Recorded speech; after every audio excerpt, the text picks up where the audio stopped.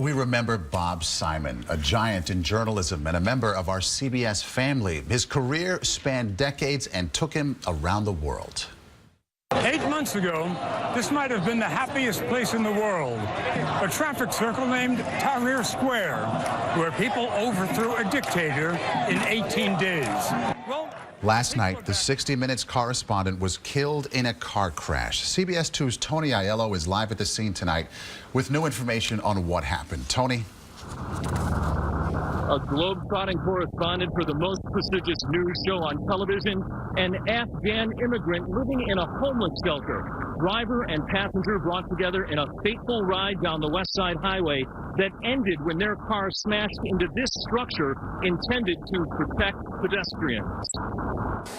A single flower provided a splash of color near the grim debris left over from the crash. Thursday, a state transportation inspector visited the intersection at 30th Street and the West Side Highway, while NYPD looked for witnesses who could help them understand what happened in the moments leading up to the crash. 60 Minutes correspondent Bob Simon was riding in a Skyline livery car driven by 44-year-old Abdul Rashad Fadahi, an immigrant from Afghanistan. Fadahi had a valid TLC license and driver's license. He had 2 fairly recent traffic violation convictions.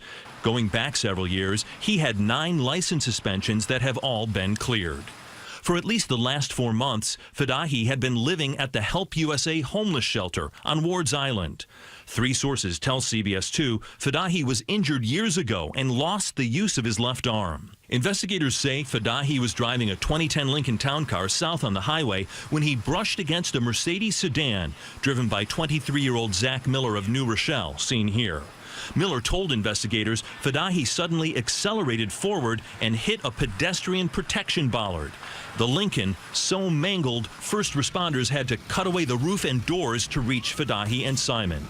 The NYPD says Simon was not wearing a seatbelt and suffered fatal injuries when he was violently thrown from the back seat to the front of the car.